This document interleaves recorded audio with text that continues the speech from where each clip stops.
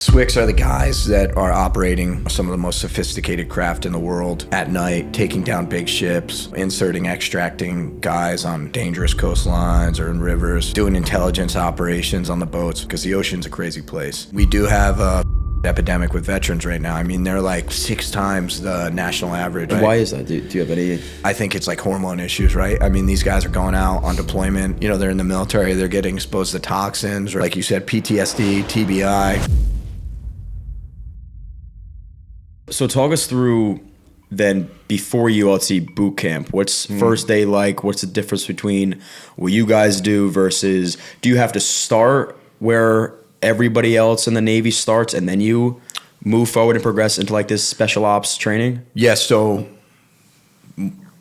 little further back, like as a civilian, if you want to do this, when I went in, you had to go to a recruiter, tell him you wanted to do this, and he had to hook you up with a mentor. Mentors, basically, I think I went to one in Union City, right? But you got to show up and you got to take a physical test, basically a PST. You have to make a draft, so you have to have scores that are beating like a majority of people that are competing for the roles available to you.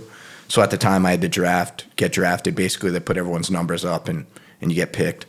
But you go down there, you do a physical test, which is swim, push up, pull up, sit up, run. And then if your scores are good enough, you'll get selected. And then you wait, you know, for me, I think it was like 6 months I was looking at waiting, just having to do a PST every week, going to train with these guys to get my billet. Luckily, something happened where somebody fell out. So they called me one weekend. They're like, hey, we're going Monday. Because I told them at the time I was doing like odd jobs. I had a company called Hire a Son that I put in the newspaper just because I was like, I got to make money while I'm waiting for this, but I can't have a full-time job because I'm training every day. Right. But then they called me up one day and they're like, hey, you're leaving Monday. Somebody dropped out or something. So then I got on a plane Monday. But you go to boot camp. When you go to boot camp, everybody that's in special operations, essentially. So it's SEAL, SWCC, divers, EOD guys, I think rescue swimmers. They go in 800 divisions. So they go to normal boot camp with everyone else. But they're in their own division. They get a little extra, like physical training, things like that. All Navy though. All Navy. Okay. So they go to Navy boot camp in Great Lakes, but then they do, their own special operations boot camp. We have this thing called DiveMo. So we do all the normal Navy stuff. You know, it's honestly like Navy indoctrination. Honestly, boot camp's the worst part because you get super out of shape.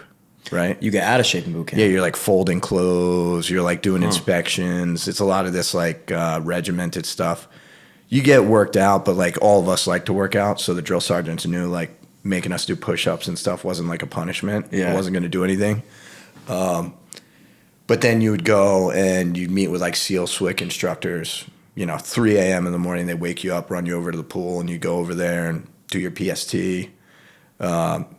Do brick treads, different things in the pool, just basically evolutions that you're going to see when you get to SWCC school or BUDS at the time. How prepared were you for the swimming? I grew up in a lake. I was a swim team when I was a little kid, but I was always on the water, so I swam a lot. But the swimming in NSW is side stroke. I don't know if you've ever seen combat side stroke, but it's basically like these guys are swimming. They're swimming for long distances, and they're trying to like not break the surface of the water as much as possible. Okay. So your whole stroke's underwater, and you're just essentially getting air right here. So your side of your head is exposed, and you dive, come back up. Right. So it's like an interesting stroke. I wasn't prepared for that, but I actually learned it like the day I did my first PST, and I think I passed. Some dude showed me it on the side of the pool. Oh, so you were a natural swimmer at this point? I'm a natural swimmer, yeah. Okay. I think that's a key. You have guys, like a lot of guys that aren't natural swimmers, you could tell as soon as they hit the water because they're like nervous in water and try and keep their head above the water. Did they do, I'm assuming like the cold water, did that shock you at all? Cold water? Yeah. I mean, I think it shocks everybody, but you just got to like turn your brain off. I mean, I knew that as like a main, like that's one of the reasons like water-based selection courses are so hard, right? It's like you're drowning, the water's cold as hell, so your body goes into this natural, hypothermia, right? Yeah. And it's like, dude, get out of the water, you're going to die. But you got to fight that. You got instructors yelling at you. But I always was like, I'm going to be wet and cold. So I'm like, I'm going to try and enjoy it in some way. So I like tricked my brain into just like, and I'm also like, I'm just going to volunteer to get wet. Like if instructors are trying to hold it over my head as a punishment, I'm like, nah, they're going to have to tell me to get out of the water while I'm in it, you know? I don't know. I always like tricked my brain into that. You're like embracing the inevitable, and you might as well take it head on versus like hiding from it. A lot of guys hate water after though, dude. Like, really, like scarred from it? I don't know if they're scarred, but I had slick buddies that were just like never wanted to get in the water. No hated shit. Getting wet. That's crazy. Don't they like drown you? They don't. People drowned, but they don't drown you. They don't forcefully drown you, no. Nah, but they like guys will drown like during an evolution, like buddy tow or something, where they're dragging an instructor that's fighting them across the pool. Holy shit. Or brick treads. Because I had a buddy drowned in knot tying. So underwater knot tying is where you like dive under and you got to like basically you're in a 16-foot pool. So it's not crazy deep, but you dive under and you got to tie a knot like around an M4 or a kettlebell or something, right? But you dive under, you get your rope, you look at the instructor, he gives you a thumbs up, you give him a thumbs up, you start tying your knot. Once you're done, you have to give him a thumbs up. He gives you a thumbs up back, then you got to go like this, then he goes like this, and then you wait for him to tell you to go up. And like instructors sometimes be a little slow with those responses or whatever. But we had one guy that could not tie his knot every time he went underwater. So, he comes up. And this senior chief at the time was like, hey, bro, you have two options right now. You're going to go back in the pool. We're all done. We're ready to leave the pool. He's like, you're either going to go underwater and you're going to drown or you're going to tie that knot, right? So the dude dives in, and we're all sitting on the side of the pool, and it's like a minute in. He's not back up to the surface. He's still tying his knot. Then it's like a minute 30. He's not back up to the surface. He's still tying his knot. Then it's like 2 minutes, and then all of a sudden they pull him out of the water, and they're like resuscitating him on the side of the pool. And he passed. He never tied the knot. They let him pass, though? They let him pass, but... Holy shit. How does the human mind... I thought, like, you have to bail at certain points. Like, your body literally forces you to try to swim back up when you're drowning underwater. Yeah, I mean, that's kind of like the name of the game. How can you just, like, fight everything, and just continue on with what you got to do? Because, I mean, some of the things we did, I've been, like... like running boats in the Middle East in like full body armor, it's like 120 degrees out, right? And you go out for like an 8, 10, 12-hour mission or training. It's like you're hot. Your body is like overheating, but you just deal with it, right? Or in the Pacific in the middle of the winter, it's like you're taking waves, or Virginia Beach in the middle of the winter. It's like you're colder than you've ever been, but like you've already been through all this stuff. So, it's like you just keep pushing. It's kind of like jujitsu. It's like getting choked out. It's like, all right, I'm going to last as long as I can in this position, right? And a lot of times you find yourself at the, the clock goes off and he doesn't tap you out, right? Or, it's the end of a mission and you've been cold all night, but it's not. It's very mental, I feel like, even with the cold plunge, right? It's like, you just push through. It's like with the drowning, you have guys that want it so bad that they just push through. I don't know. In training, what were you most surprised about that you could do that you didn't think you could? I think the whole thing was super surprising to me, right? So I had like I think we talked a little bit last time or, about like when I came to training, I wanted to prove something to myself. I wanted to like put myself through a selection course. And like through high school and things like that, I never really thought I was like a great athlete for some reason. I felt there was like a barrier in my mind, right? I always like looked at other, in wrestling or whatever, like guys, would come out and I'd be like, oh, this guy's gonna fucking whoop my ass, dude. Look at this dude, right? And I always had that mentality. When I went into training, I think like the school system does it to boys. I don't know why, because they're always like, oh, you're too high energy or you're too this, you're too that. It's like, but when I went in SWCC training, I remember my first day on the pool, it's all these jacked ass dudes, right? I'm looking at these dudes coming on the pool. I'm like, oh, this guy's definitely going to fucking make it. This guy's going to make it. It's like 100 guys on this pool deck. And at the end of the day, there's like 40 dudes, right? All these guys that you thought were like animals, were super fit, were quitting left and right? And I found myself on like a beach run. And I was in that moment where I was like feeling bad for myself. I'm like, I hate running. I'm not a good runner. And then all of a sudden I just switched my mindset. I'm like, I'm just going to run as hard. I had an instructor that was like, don't worry about breathing, dude. He was actually yelling it at me. He's like, you're worrying about breathing, man. He's like, don't worry. Your body will breathe. Just run as hard as you can. That's all you need to do, right? So I switched my brain, and I was like, I wasn't worrying about how I was as a runner, and I found myself beating these guys that I like sized up as better than me early on in training, and I realized, kind of my potential. I don't know. So in the beginning, I definitely thought like it was a long shot for me, but as I got into it, and as more and more people start quitting, that I had like just assumed were maybe better than me, at like more athletic than me or whatever, kind of changed my mindset. But they say that a lot of times, though. No, like, isn't it always the guys that you think are going to make it and be the best? I guess because they've never had to face adversity like you have, and they face it for the first time ever, and it's during this training.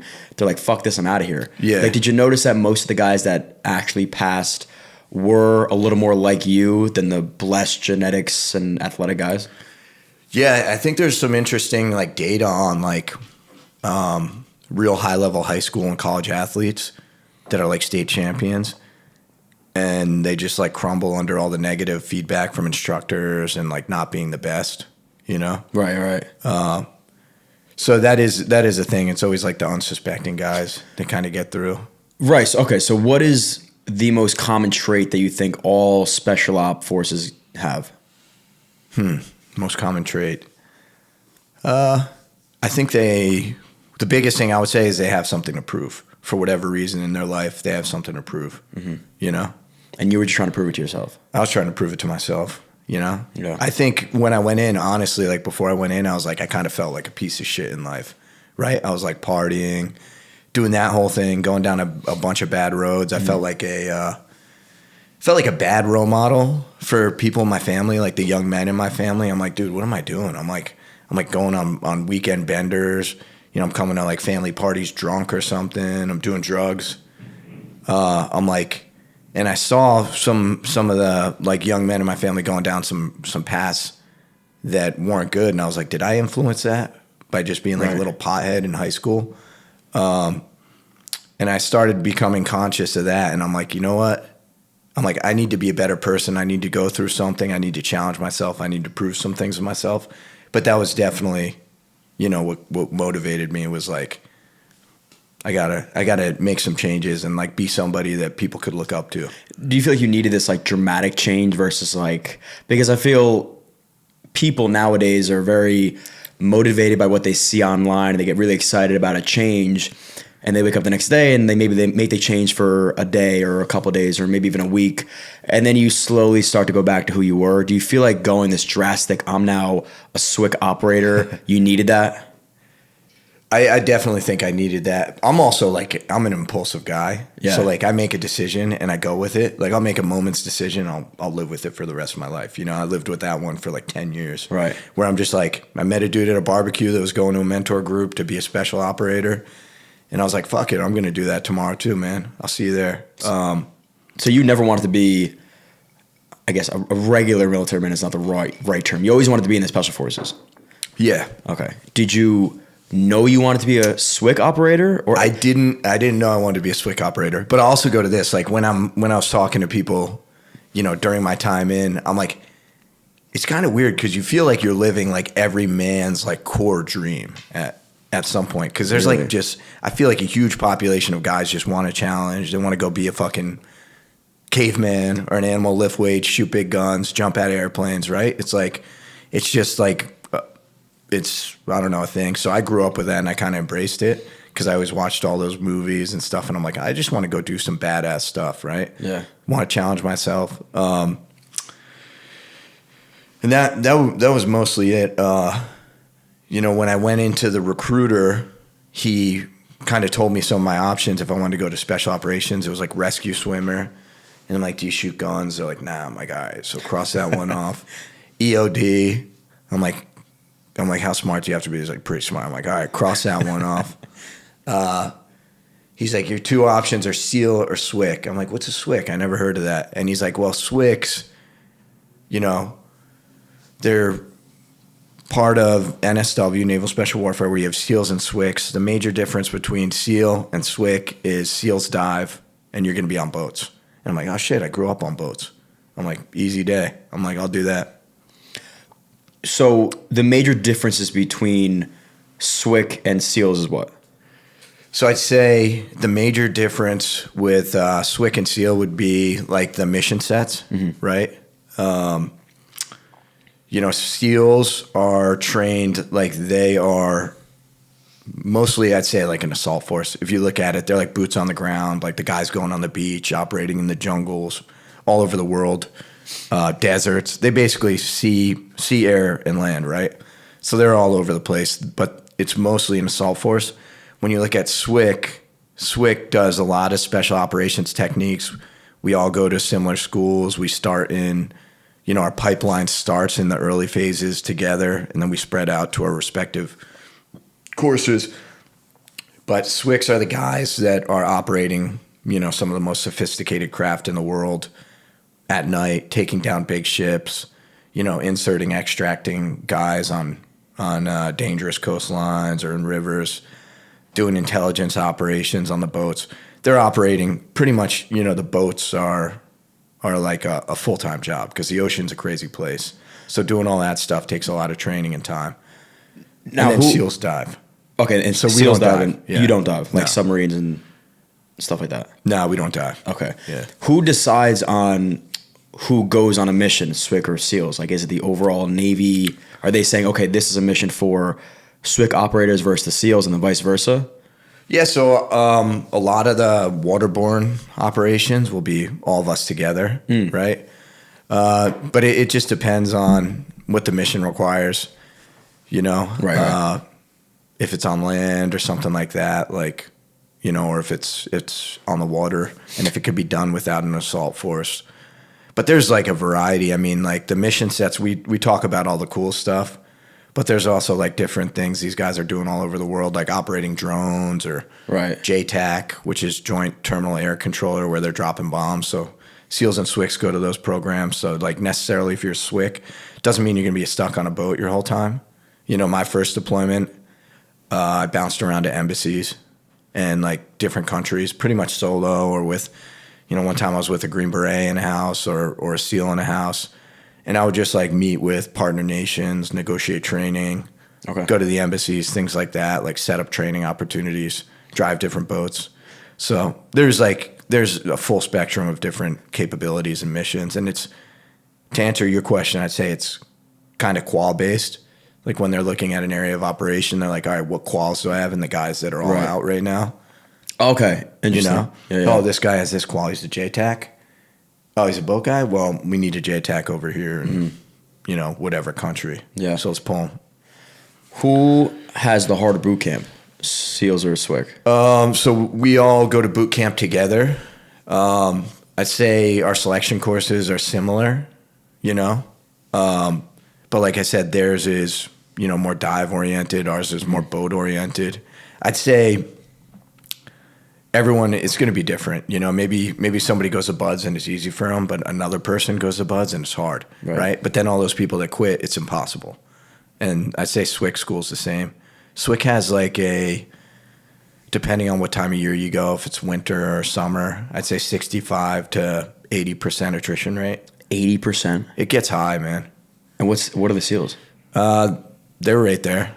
I'd say they're like 75, 80%, 85%. It's funny, and not to say that you guys don't get respect. It's like you don't get the glory that these SEALs get, because it seems like you guys are at the same level of specialty, yet when you think of the most badass men on the planet, you think of a Navy SEAL.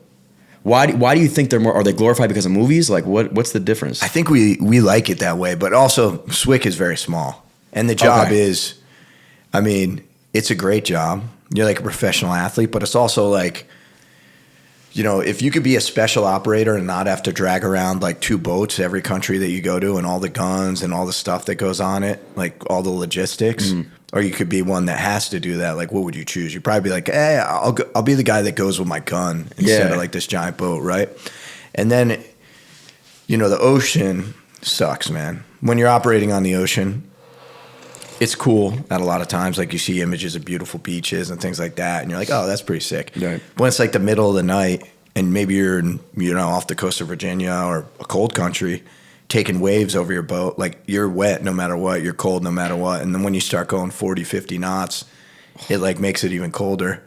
Or you're just, you just hit a ship, you put a bunch of assaulters up, and you're just kind of holding security for that ship for like 16 hours as they go clear it. It's a hard job. Yeah. It's not for everybody. I'd say it's one of the hardest jobs in the military, right? You're just big ass waves all the time, crashing boats, taking, concussive force of riding those waves.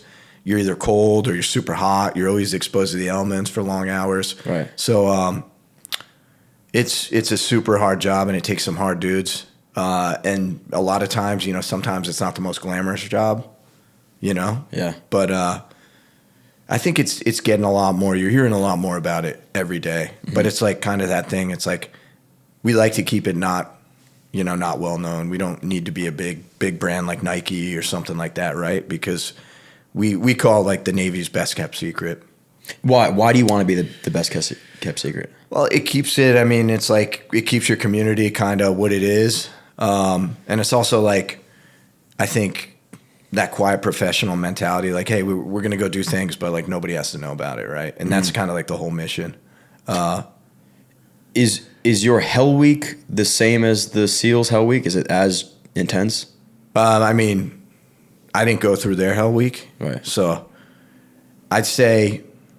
Our Hell Week's, I think, 4 days, 4 full days. I think their Hell Week's 5 days, right? Yeah. It sucks. Talk us through that, the entire 4 days. The entire? Yeah. It's an interesting time. It's like you get limited sleep. It's like napping, but it's just nonstop 24-hour evolutions. Mm-hmm. You're sitting in the ocean at night, or you're running, you're swimming. Pretty much the whole time you're doing the O course. I remember when I went through, it was like this thing starting, but a day before they task you with all this stuff that like keeps you up all night anyway. So it's like before you even start the evolution, you have to do all this nav work, cleaning your rooms, things like that. Then you get into it, it kicks off. I honestly I don't remember anything honestly from it. I remember like very few things. Like it's just nonstop. Towards the end of it, you're just like a zombie. You're like barely moving.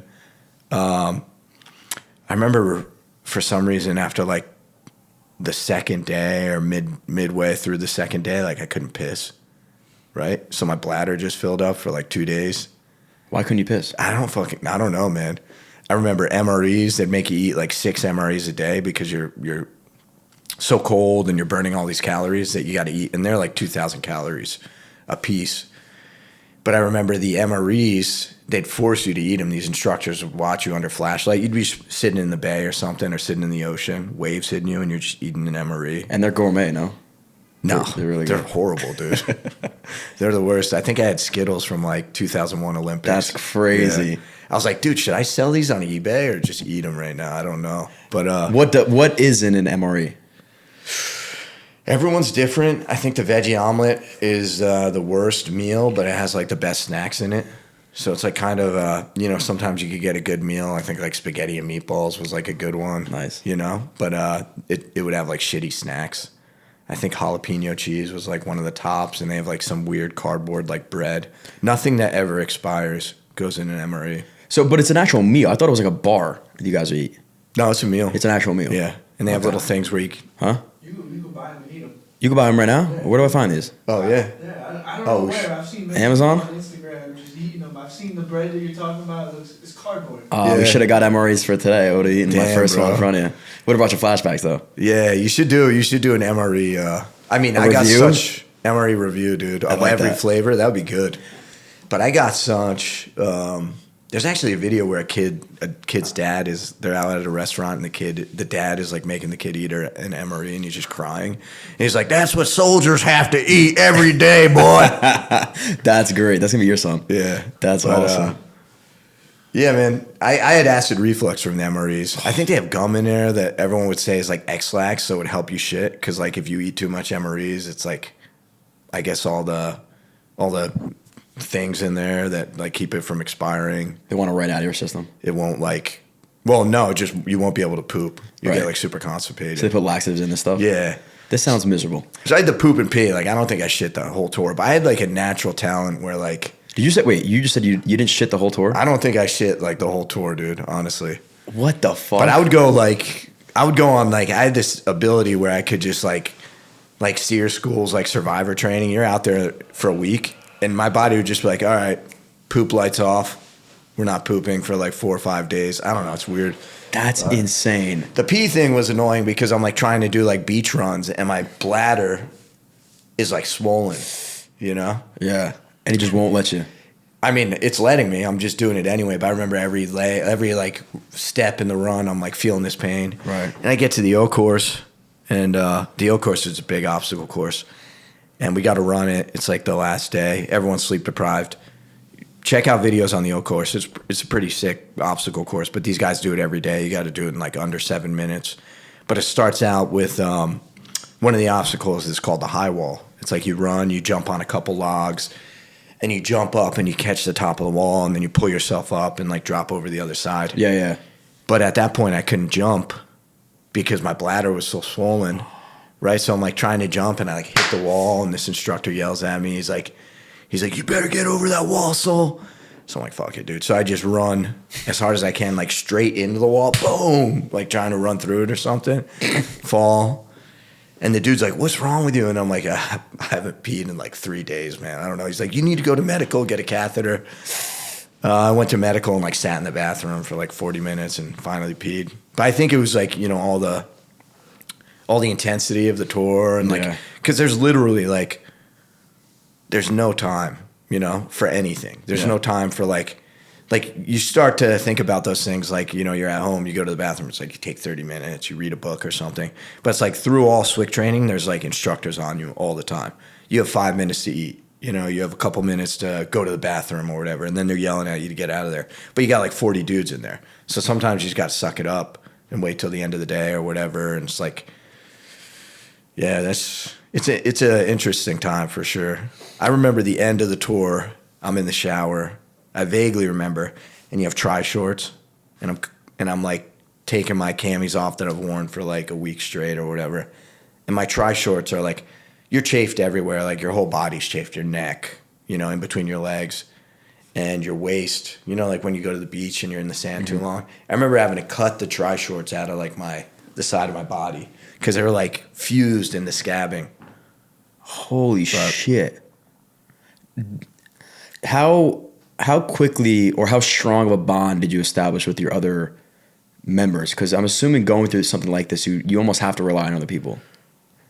Yeah, I think you get like you get a pretty strong bond. I mean, especially when you're like deploying with guys and working with them, it's like no matter what like issues you have with each other, you just make it work. Right. You know, and I feel like you always have that like connection through life. You know, during school, I mean, there's always guys that you're not going to get along with. There's like sometimes no matter what you do with somebody, it's like you're just never going to like them or they're not going to like you. Sure. And that happens. But I think, you know, my core friends, like I have one buddy that I went through everything with, like boot camp. Well, not boot camp, but SWCC school. We did every deployment together pretty much throughout my whole time. And it's like, he'll be a friend for life. I feel like anytime I could call him. But you have a lot of buddies like that. It's a strong bond. You got to rely on dudes, you know, to essentially, you know, have your back at all times. Do what you need to do. Right. You know, if something goes wrong, like take care of you, get you back home. I don't know. Yeah. So how bad did the sleep deprivation impact your ability to think? I mean, that for me, 4 days no sleep, you have to be going crazy at a certain point. Yeah, I think you do. I mean, I had we did this thing called core skills back in, it was like after SWCC school, right? It was before we went to a team. So we had SWCC pins, but they put us in core skills and they're like, you're going to learn all the fundamentals of being like a basic boat guy when you get to the team. So we're going to run you through it. It was like a 3-month course. They only did a couple iterations and ended it. But while we were there, we had guys that were, so it was like this secure John C. Stennis Space Center. It's a secure base. Mm-hmm. And we had guys that would come up from SWCC, like students, you know, we're all students. We're right next to New Orleans, so obviously we're going to Bourbon Street and things like that. And there's a bunch of great bars down there.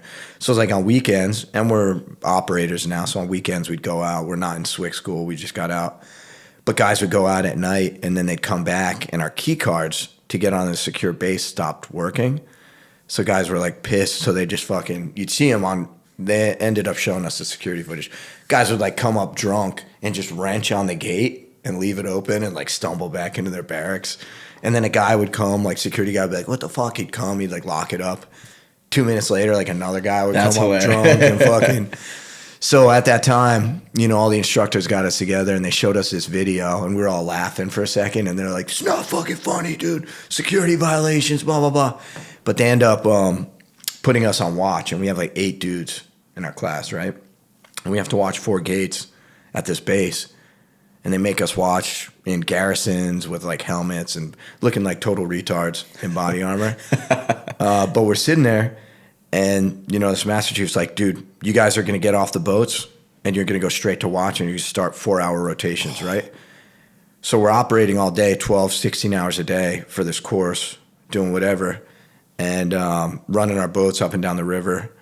And then we come back and we have to do watch all night. And it's like, you know, you're pretty much up all night because the rest of the time you're cleaning your gear. So I think like cleaning your gear, cleaning the boats, getting ready for the next underway the next day. I don't think I slept for like multiple days. Like I lost track. But anyway, we ended up on a heavy weapons evolution, and we're running these boats that are Sakars, and they have like 6 guns around them. They have like a minigun, 240, 50 cals, and the boat's surrounded by 6, and we're doing like these drills with the boats, and these things, they're crazy, man. If you look at the videos of them, they drop a lot of lead. Like if you ever saw Act of Valor, that SEAL movie where the boat comes in, it's just like, man, just like cuts down the forest. So I'm on the minigun on like 4 days of no sleep, and we're running up and down the river, and you got to hear like a shot. Basically, once somebody starts shooting at you, you engage, blah, blah, blah. So they have somebody out there like somewhere safe with a gun, and they'll shoot some rounds off, and you got to like engage them, blah, blah, blah. You know, so we hear a shot, and the issue is they're using blank fire too, and blank 240s. You won't get like a volley off a lot of times. It'll just like, you get 1-2 rounds off. Right. So you get 1 round off, and I thought the instructor was like, why aren't you shooting? So I take this minigun, and I just like start blowing apart like the side of the river. And then he's hitting me, check the gun up. And I thought he was telling me again, like, why'd you stop or something? So I shoot again. And then he fucking rips me off the gun. And he's like, bro, what the fuck are you doing? You're shooting the wrong side of the river, dude. And he was yelling at me to stop shooting the whole time. But I was like so sleep deprived, I thought he was telling me to keep shooting. Oh my God. Yeah. I could have gotten in trouble for that, but then a hurricane came and we got like shipped out of, thank God, dude. Got shipped out of Louisiana. So you're shooting at nothing? I was just shooting at the side of a river, dude. I was like, I guess not even shooting at the right part of the range. How far away from civilization are you guys at this point? No, we're out there. Yeah. I guess you have to be, though. But we're also like shooting like certain rounds, which are like rounds that don't go super far. Just in case. Yeah. Yeah. Okay. And this is how... I think there were certain rounds. It might have been blanks, dude, honestly. Oh, really? How close are you now to deployment at this point? That's like, we haven't even got to our team. We're just like going through everything it takes to be like a SWCC. Okay. Yeah. So your first deployment, you went to... I went all over the Middle East, pretty much. Yeah. And that was back in what, 08 you said? That was 2012. Okay. Oh, yeah, right. You started, okay. Yeah. So 2012... 2013 maybe. 12, I think you said 12 to 13. I'm horrible with dates, but I think it's I think I remember you said 12 to 13. 2013 maybe. Yeah, something like that. Well, we're in the right range. People are like, how do you forget these dates? So like, when you go in the military, I'm like 11, 2010, 2011. Like but so you leave, first deployment. Is it what you expected it to be? I don't think it ever is what anyone expects it to be. Right. But it was good, you know? How much, I guess, what was your first day of real action and what that looked like? I mean, first day doing the job, I'd say like, you know, we watch so many movies and we see all this action stuff, and it's like, yeah, there's some of that might happen. There's some cool stuff, like guys do great things. But a lot of times it's never going to be like what you think it is. And when it does happen, it's not like these long drawn out like things that go on. You know, it's real quick. Like I said, it's like we're always doing things. Like if we get caught or somebody sees us, everyone will hear about it. But that's a failure, you know. So we're doing it middle of the night, doing things. It's a lot more. There's a lot more work on either side of all the good parts, and there's a lot of waiting on deployment. I feel like just waiting for things to happen. Right. When you say when we get caught, who's catching you? Anybody. If anybody knows you're doing something, I think it's a failure. Whether it's like the enemy or you know somebody gets wind of it. You know, it could be anybody. It could be like the media. Okay. Yeah. So you get deployed. Your first day of, I guess, like real action. What are your emotions? Like, talk me through how you're feeling. I guess getting to wherever you have to be. I feel like,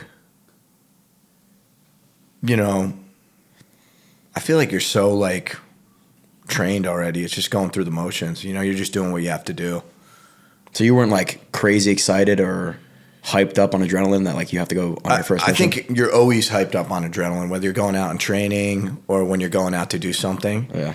It's kind of like it's a super weird lifestyle. For me, it was always like, it's kind of like when I hit the gym. It's like I hammer like a bunch of energy drinks, or it's like going to a competition, right? You're about to fight a dude. Mm-hmm. It's like you're super amped up. The issue arises too when you get spun up to go do something and then nothing happens, right? So now you're amped up and now you got to figure out how to go back to bed or wind yourself down without like going out on a bender or something, like getting in a fight or taking it out like in the wrong place, right? Okay, so you thought you would see action, let's say, and then mission was aborted or whatever it is? Yeah, that happens a lot. Yeah. You know? Mm-hmm. A lot of spin up, spin down.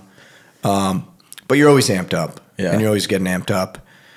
I mean, we do like say multi-day training, and it's like, you know, you're amped up, then you get back and you get you got to figure out how to get 4 hours of sleep, right? Just in case you have to go back out. So you're taking a bunch of melatonin or whatever, off the shelf, sleeping pill you got in the Middle East, trying to crash out, and then you wake up, do it all over again. When you said lots of Rippets, have you heard of Rippets? No. They're like a great energy drink that's for some reason offered on every deployment. There's just tons of them. They're like little cans. They're like 300-400 milligrams of caffeine. I don't know if they're illegal in the U.S. I was about to say maybe that's why they're not offered. Because but they're everywhere. Somebody. I think every military member you talk to knows a Rip It. Dude, that's like double what an energy drink is in a shot. They're great, man. I would drink them like water out there. I feel like what the fuck? I don't have the same tolerance anymore. Though. Yeah, because you get real sleep now, and you're like a relatively normal civilian. Yeah. So you mentioned again, it's an issue if you guys get quote unquote caught. Can you reflect on a mission that you guys did get caught? No. Never. No. Did you ever have to engage enemies? No. Never. Yeah. What was, I guess, the most grueling mission you had to go on? Grueling mission. I feel like training was the most grueling part. You know, they made it super grueling. But I also don't feel like, you know, grueling. I don't know. Sometimes it sucks. I've been super hot. You know, you've been out on the water for long periods of time. But I also feel like nothing ever felt like it was grueling. I mean, you're with your homies on a boat doing some cool stuff. There's always a lot of laughs to be had. The worse it is, you know. Yeah, it's you're always. That's just I think a survival mechanism. It's just laughing at how much things suck sometimes. Yeah. So and it always makes it better too. It's when you go do hard shit, you feel a lot better. I feel after than when you don't. Yeah. Right. I remember being deployed and being in 5-star hotels in Jordan or something, and it seemed like everyone was depressed. And then you're in a hut in some shitty Middle Eastern country with no amenities, and everyone's having fun. That's so interesting. Yeah, it's super weird. But I think it's it's kind of like life right now. You know, you have all these people that have everything in America, right? And they're living these great lives, and then they're all depressed. And you're what's going on? But you take that person, you strip them naked, throw them in the woods for a week or something. I don't know. Give them some adversity, right? Let them sleep in a bush, and they come back, they're going to be the happiest person for a long time, right? I think you kind of mentioned it, or you touched on it before, is like the mind works in almost like an inverse way where when you feel like you're supposed to feel some way and you don't, it's upsetting. So when you're at a 5-star hotel, society and your mind is telling you you're supposed to be really, really happy right now. So when you don't you may be this happy, but you're supposed to be this happy, so you feel depressed. Whereas if you're in a hut, you're supposed to be this depressed and you're only this depressed, you feel pretty happy. And that's exactly what life is like. The more you get, the better you're supposed to feel, and maybe your emotions don't catch up to what, again, society is telling you you're supposed to feel like, and they get really upset about it. And then people get in their own heads about, maybe I just can't be happy. Maybe it's me. Maybe I have issues with myself and I need medication, you know? But like you said, you strip somebody down, you face adversity, you get your ass kicked on, whatever it is. You join the military or you start training and you're at the lowest of your lows and you're like, all right, I'm not dead. That's a win. You feel fucking great. Yeah, you take somebody, you get them super cold, and then you warm them up. It's like they're going to be happy, right? Yeah. I think like you kind of said it. It's like the more you have, the less you appreciate. The less you have, the more you appreciate. It's an interesting dynamic because, like, what are you supposed to do? Live terribly the whole rest of your life? Yeah, happy, no. you know? But I think that's where working out, and like jiu-jitsu is great at that. It's like you get your ass beat, you know, on the mat. Yeah, Rogan talks about it's like self-induced suffering. You know, if you live a life of like glamour and convenience, that's great. You're supposed to, but you have to appreciate that, have to show yourself a little more suffering from a day to day. At least 100%. getting out and putting yourself in a position where you're a little bit uncomfortable. 100%. Do you think being part of the military helps you reflect on that often? I think it's like ingrained in me now. You know, it's like I think in training we had a little break because we like lost so many students that it didn't make sense for our course to go on. Maybe it wasn't like a good investment for like the Navy or something, so they stopped us. Really? Right after our first phase at the time was called BCT. I think it's called Alpha Phase now. Mm-hmm. But when we got through BCT, we had like, I think it was like 7 dudes, right? So we started with like 60 dudes in the beginning. We're down to like 7. So they put us on hold for a couple months while they waited for the next class to go through, them get whacked, and then hopefully have like enough people to go through the next portion of training. When you say they didn't make it, you just mean they dropped out? Yeah, they quit or dropped, DOR'd. Nobody died during training with you? No, okay. Right. No. People, I mean, it does happen. It's happened a couple times, but yeah. And recently probably see it in the news, but no. How can you reflect on what you would consider like your coolest mission or one that had the most impact on you? Coolest mission or one that had the most impact on me. You know, like I said, there's like tons of stuff you do, and like you might have an idea like wrapped around like one thing, like you want to go in and like, you know, get in a combat situation or do whatever. There's a variety of things and that happen. The most impactful, I mean, I think like, you know, this time that we did like, you know, everything that like guys dream of when they talk about like being in special operations, right? And we went out to like a country, not a country, but we're on the water doing some stuff. And, you know, some guys end up showing up on land and like blasting off guns, blah, blah, blah. You know, we just kind of hung out. Some guy made a call that was like, hey, nobody shoot back because I don't think they see us. As soon as you shoot, they'll see you. And we came back, and it was kind of like one of those moments that was like, oh, that was it, dude? Like, you know, like that was what we were kind of working towards this whole time. Mm-hmm. But I think there's a lot more things. It's like, you know, the things that happen with you with the guys like in training, right? Like you talked about the bonds you make, like the surviving adversity and laughing at it, like being colder than you've ever been cold. I think like one time my buddy Tony, that I was telling you about, me and him have been through everything. We've had some like crazy memories, but we were doing this training off San Clemente Island, and we are using ribs at that time. So the rib is like basically like a giant jet ski with a rubber inflatable hull. I say jet ski because that's jets, right? The issue with jets, though, and the issue of operating them in the Pacific is like there's big kelp beds, these forests of kelp. And we're out there in the middle of the night, middle of the winter, and our boat runs into this like fucking kelp forest, right out of nowhere. Boom, all stop. We suck all this kelp up into the jets. When that happens, you got to send a dude in the water to go chop out that kelp. So it's the middle of the winter. And I remember we had this one guy, I don't know, I hope he doesn't know who he is, but he's kind of fucking turd, dude, right? And he would milk it. He was like a senior guy, and new guys get in the water traditionally, but he's just like, hey, he's like bitching about it, putting on his wetsuit. So I'm like, fuck it. I'm like, dude, I'll go in. I'm like, give me a knife. I'm going to dive in.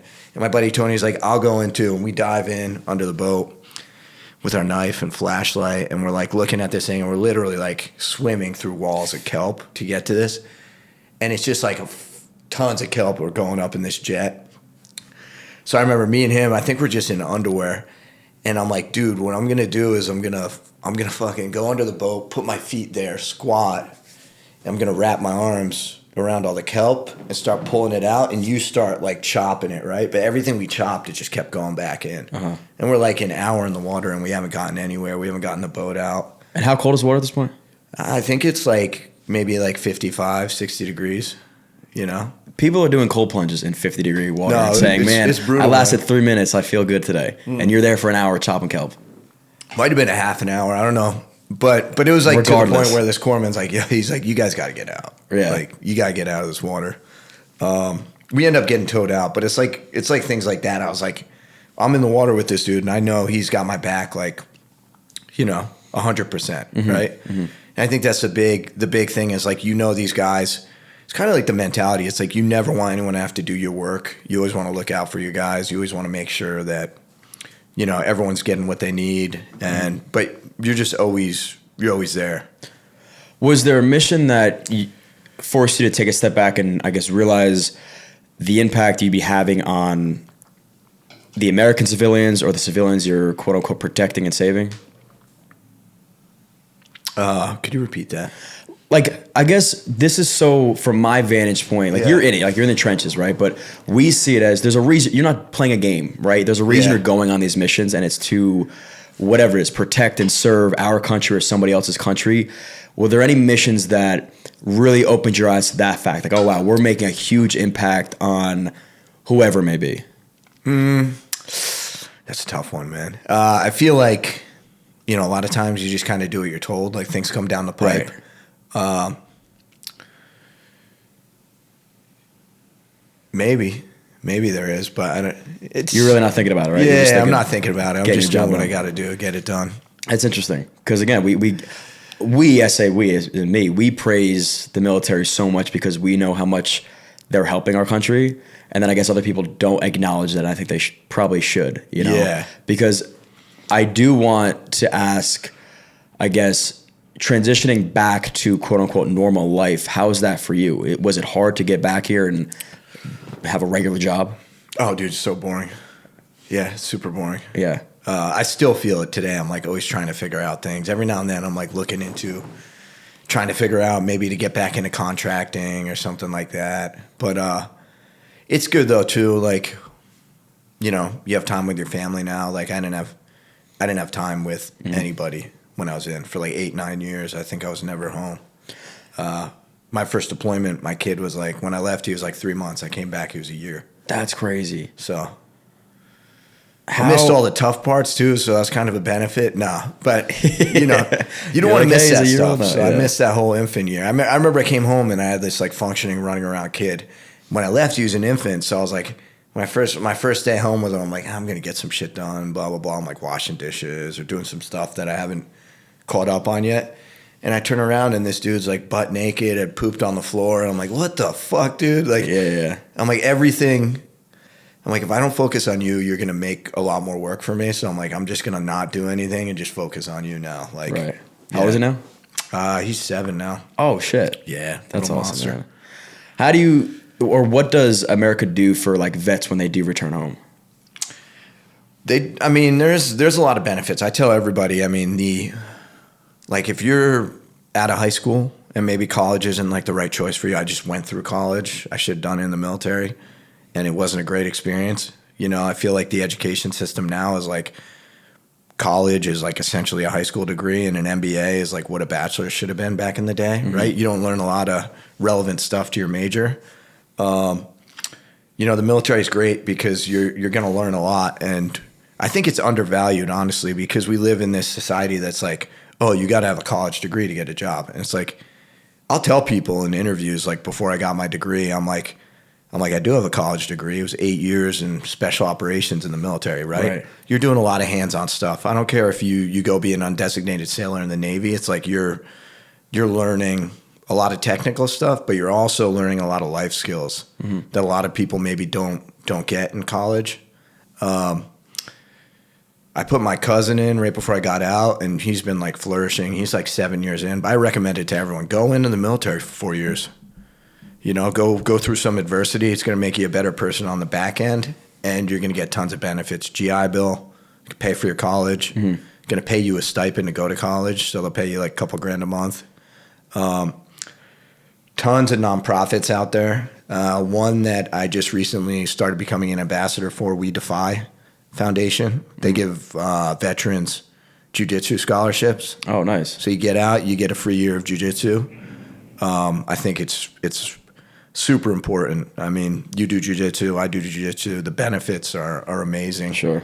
You know, the community that these guys get. There's a ton of benefits, not to mention, I think there's a book out there. They're like, How to Go into the Military and Be a Millionaire When You Get Out. That's the title of the book. Right? And they talk about like VA home loans. I mean, when I was in, it was kind of crazy. I was like a fry cook, and a year later I had a house on the beach in California. Really? Right? And I was like, damn. I remember when I got my loan at the time, I was like, damn, I was like $340K. I'm like, I don't know, man. That's a lot of money. But they gave me a VA loan, no money down. So they just give you, $340K loan. Bought the house. What's the interest on a VA loan? It was super low. I think I'm at like 1.9%. Wow, really? Yeah, but I bought when it was like 2.5 or something like that.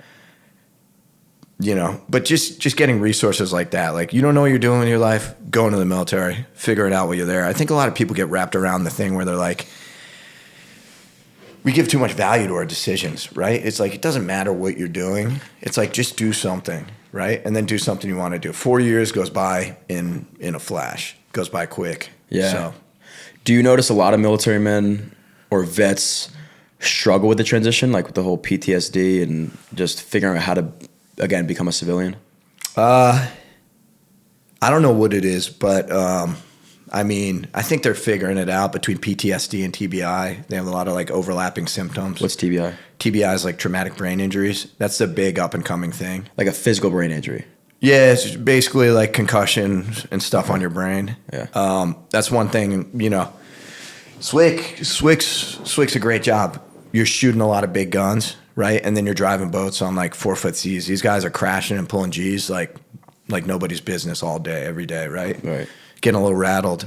But the TBI stuff is coming out. I mean, we do have a suicide epidemic with veterans right now. I mean, they're like 6 times the national average for suicide. Right? And why is that? Do you have any? I don't have any idea. I think it's a variety of things. Like I have a theory where I'm like, I think it's like hormone issues, right? I mean, these guys are going out on deployment. They're in the military. They're getting exposed to toxins, right? And then they get out and they're like, is it endocrine system? Yeah. For example, traumatic brain injuries, you have that gland in your brain that like processes testosterone. Yep. So I think their hormones might be all out of whack. I don't know exactly. It could be, like you said, PTSD, TBI, but it's a big deal. It could be transitioning, maybe not having that community anymore when they get out. Mm-hmm. But it's one of the great things about the We Defy, getting into jiu-jitsu. You have a great crew of guys right away when you get out, as soon as you start rolling. Yeah. And you didn't experience any of this when you got back? No, man. I mean, I was pretty good. I just got right to work. I do think like, you have your moments, I think, where you're like, damn, what am I doing with my life? I went from like feeling like I was the tip of the spear to now I'm making cold calls. I'm a sales guy. Yeah. Right. There's those moments, but I don't think, I think a lot of guys experience. I mean, guys get like seriously injured. and maybe they experience it more. But it all comes down to, I think, a certain like mental toughness, right? Just like kind of pushing through. I have a big family in Jersey, so that's helpful. Right. Did any of your fellow, like the guys that you deployed with, experience this? Or you guys all kind of seemed even. We've had guys that I've been like acquaintances with, like kill themselves or something, right? Sure. I think it's like I said, it's a big thing, and it's big in special operations for some reason. These veterans, but also the rest of the military. I don't know. They're trying to figure it out, but I think there's like a variety of issues that it could be resulting from. I mean, do you think it's just the battles they see, and then I guess the torment of other people and having to live with what you've done, I guess? I mean, that's got to be hard to... I mean, no, I don't think that, like, explains everything. I mean, I think, like, the fleet, I mean, they have guys, like, 6, 7 guys on a ship, like, committing suicide. I think I saw, like, one specific ship had like, big issues. So I'm not 100% sure what it is. You think it's more hormonal? I mean, that's my experience. Like, I hopped on TRT right when I got out. Right? I had super fucking low T. Really? And I was like, how old was I when I got out? 35? Which is the age that it's supposed to start declining out. Yeah, 34. But and I was a fit dude. I'm working out, So it's like, once I hopped on that, I noticed, like, I feel like when I first got out, I had, like, some weird, not like anxiety. I don't even know what it was. I just wake up with like thoughts racing through my mind at night. I think that's like common when you're like doing stuff, like sure, yeah. When you're running through like training or a mission, it's like you're always rethinking it when you're trying to go to bed, right? Right. And then take a bunch of sleeping pills and pass out, right? Shut it all off. So I did experience, like, I would have racing thoughts when I first got out, and like I also drank a lot. So that wasn't helpful. I don't think alcohol helps at all, because then you go like do something dumb or whatever, go on a bender, and then now you have them again. Now you're nervous about or whatever it is, right? I had a little bit of that. As soon as I got on TRT, like all that went away, dude. Really? Yeah, that's what I felt. And I'm assuming you're doing this with the doctor. The doctor's monitoring that you're within range? Yeah. Yep.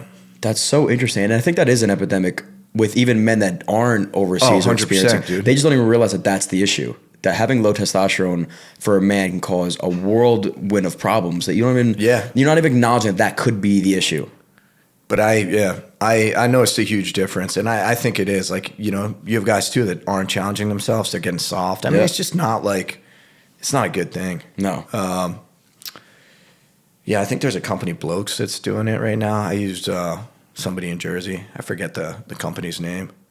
But that's so interesting. And I wonder how many military, like, they should be recommended to do that when they get back. Oh, yeah. Because, I mean, like you said, you're tanking your system. I want to start a nonprofit where we get these guys, like, free hormone.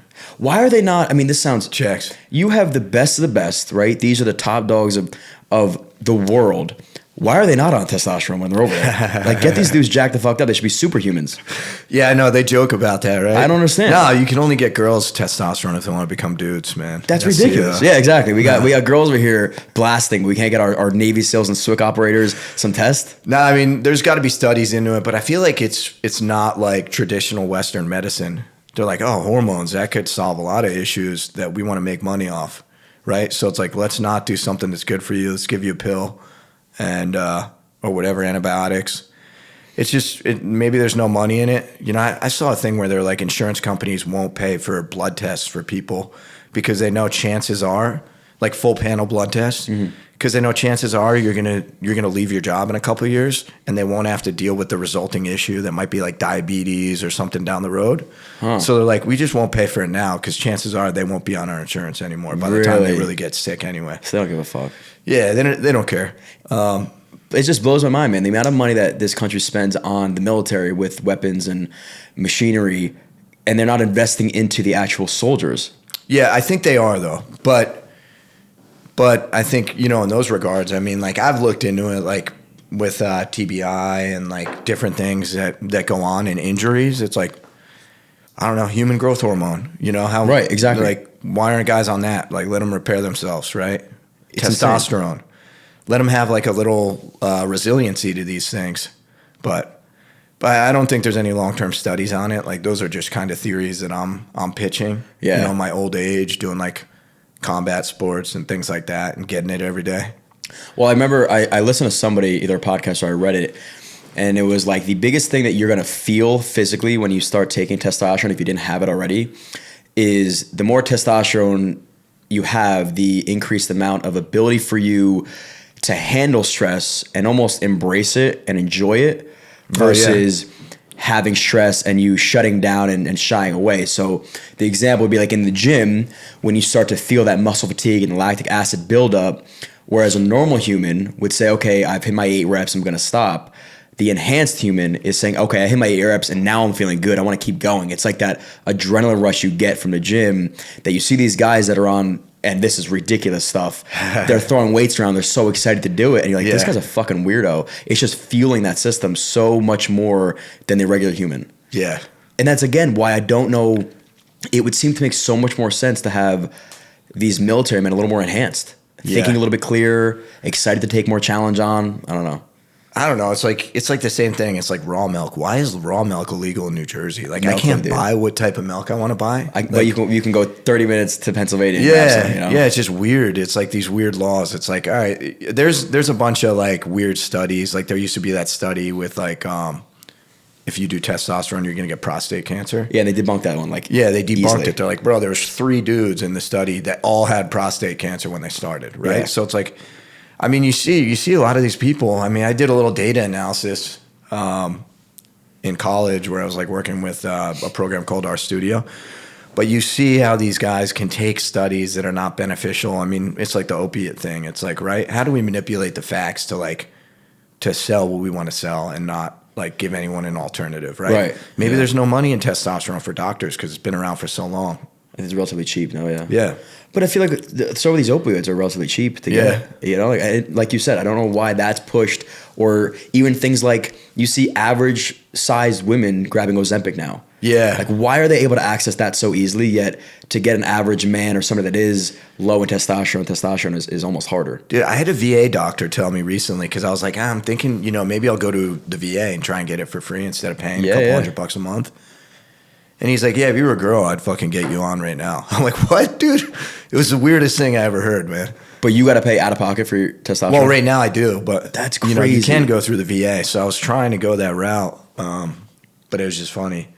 If you were a girl, we could get you on testosterone right now. So if you're going through like gender reassignment or whatever it is, they'll hook you up. Tell them I'm feeling like a girl today. I'm feeling like a girl. Reverse it. Bro, man. I'm identifying as a guy with higher testosterone. Yeah, than I need bro. test right now. More manly man, dude. I want to be jacked the fuck up, dude.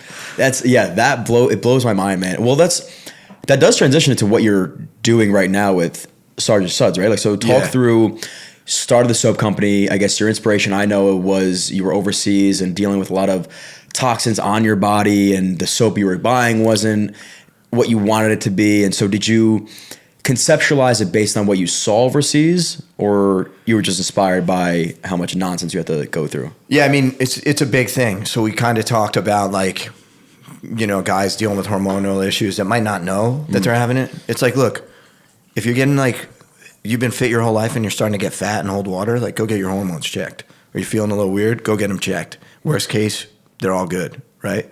But these guys are getting exposed to like different chemicals. They're up all night working.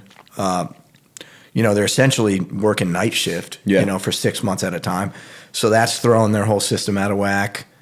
Not to mention head injuries or whatever else, tons of adrenal stress. Mm-hmm. But the chemicals add to it. You're getting exposed to all these things, burn pits. But it's not even on deployment anymore. I mean, it's in the U.S. If you're using like normal body wash and you haven't read your ingredients, go read your ingredients and then look up endocrine disruptors, right? Endocrine disruptors, they're used in a lot of. I mean, these companies are essentially selling us bullshit. We're paying for it because we trust the brands, and it's not good for us, right? There's a lot of chemicals. Why does bread take 5 ingredients, but then when you go to the store, it takes 1,000 ingredients? Yeah. It's like a page, right? Yeah.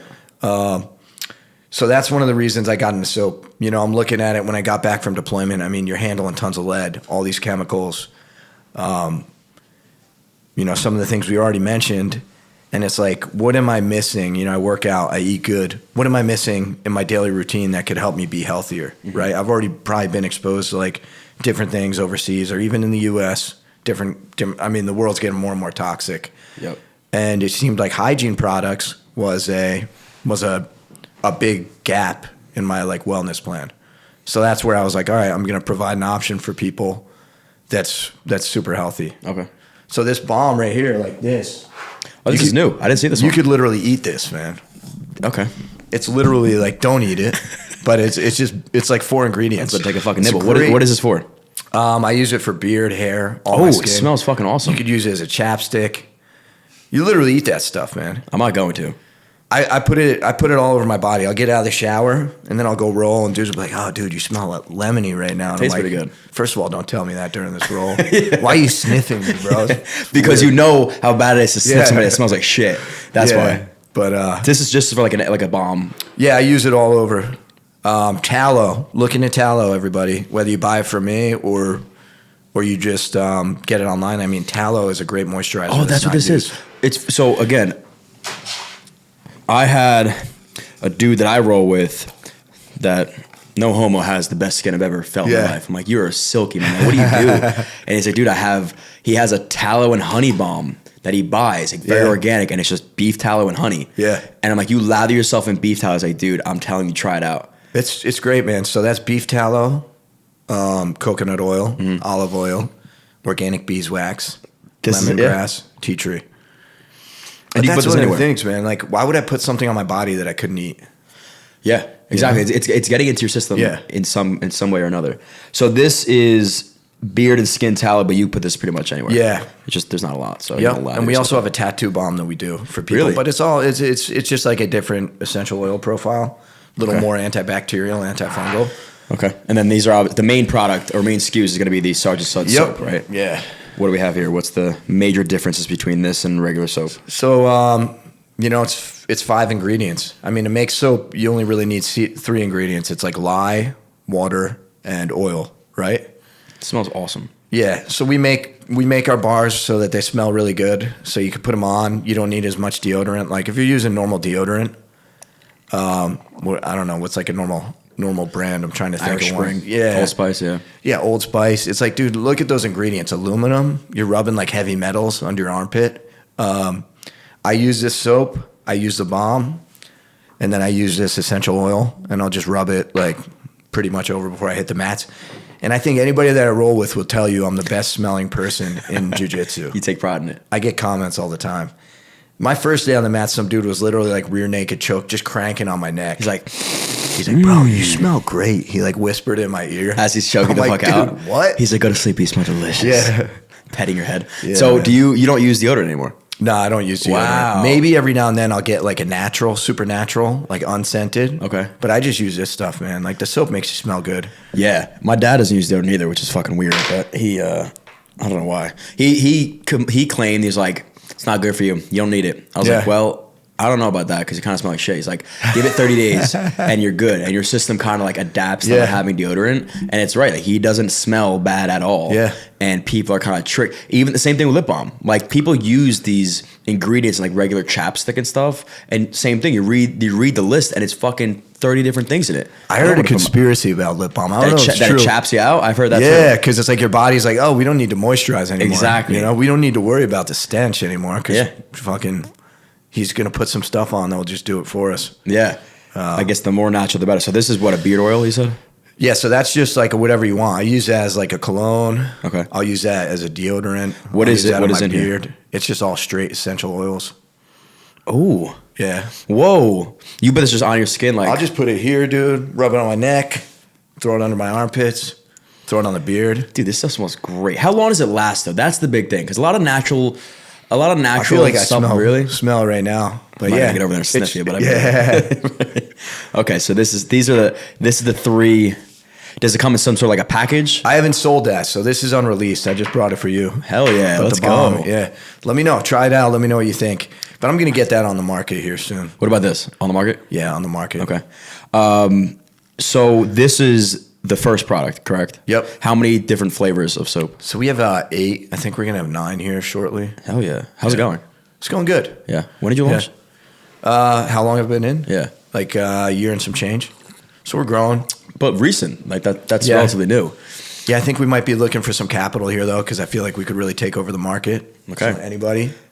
I'm right If you here. want to get on board with Sergeant Suds, man. Well, there is a military incentive though. No, don't you guys donate to? Yeah, so we'll donate to different nonprofits. The whole idea when I put it together is like I want to donate from each individual bar to a different nonprofit. I love that. Right? Yeah. Does it say on the packaging like which? No, so we do have some Foundation. partnerships coming down the pipe. Hell yeah. We're ironing it out.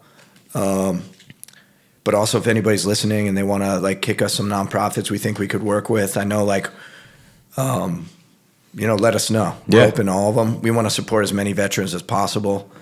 The idea is to grow this company, bring veterans, bring other people on board.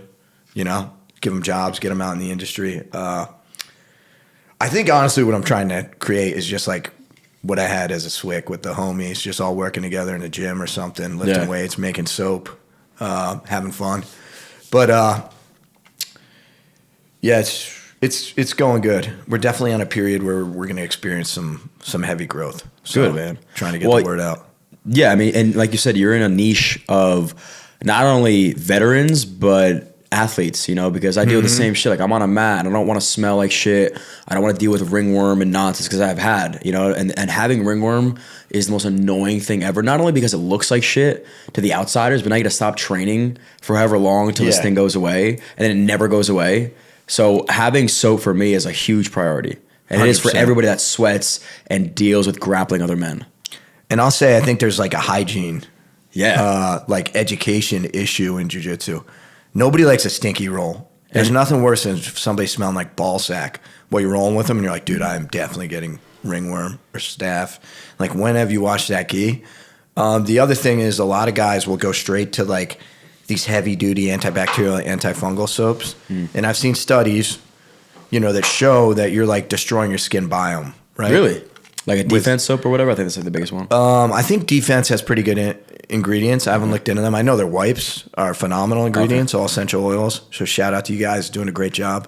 But there are some other ones like the Head and Shoulders, things like that. We used to use Selsun Blue. Selsun Blue, HIPAA Cleanse. Yeah. It's like these are like using nukes on your skin, right? I do a method where like after a roll, I'm going to shower and I'm going to suds up with Sergeant Suds. I'm going to let it sit for like 30 seconds before I rinse it off. Really? Okay, so you sit. Okay, that's a good tip. Just get my whole body soaped up. Yeah. Instead of just being in the shower and washing it off and things like that. Do you turn the water off and then you soap? Nah, I'll just like stand outside of it. Okay. But I got to start doing that. Yeah. Those are pro tips right there. Just super simple. Yeah. But. So this is your full-time thing now? Yeah, it's my full-time thing. Any desire to go back? Nah, I won't go back, but maybe I'll try and find something like fun to do as like a side thing. Yeah. This isn't fun enough for you. Nah, it's fun. Yeah. I'm always looking for something else. So I think, man. So, like I said, this is very communal too in the jiu-jitsu community, just like everybody else. When they find like I use defense soap or Selsun Blue because that's what I was told to use. Yeah. So now if this is the product to use, I don't want to think about it. I just want to grab what I know I need and go. Yeah. And so if you get schools on board and big time jiu-jitsu grapplers on board, that's where the next level stuff starts coming in. So no, 100%. Hopefully we can help out with that. Yeah, we got some stuff coming down the pipe, and if any school wants to sell some soap and make some money, we'll send them out a display. They could throw it in their gym. That is kind of like a side mission. Is like let's clean up the mats. Nobody likes rolling with somebody who hasn't showered, right? It's very true. I get compliments all the time rolling, like where I'm like, they're like, dude, why do you smell so good? I had some dude in like a fucking triangle the other day, and he's like, bro, I'm gonna tap, but it doesn't smell bad down Your here. nuts smell great, dude. I love it down here. Like so weird. You're like, dude. get the fuck out of here, dude. Actually, you know what? I'm out. I had a dude stop me in the shower when I was at like a jiu-jitsu thing in New York. I was like walking out of the shower, just throwing my towel on. He's like, bro, why does it smell so good in there? And I'm like, just try this, dude. I handed him like the body wash that we're working on.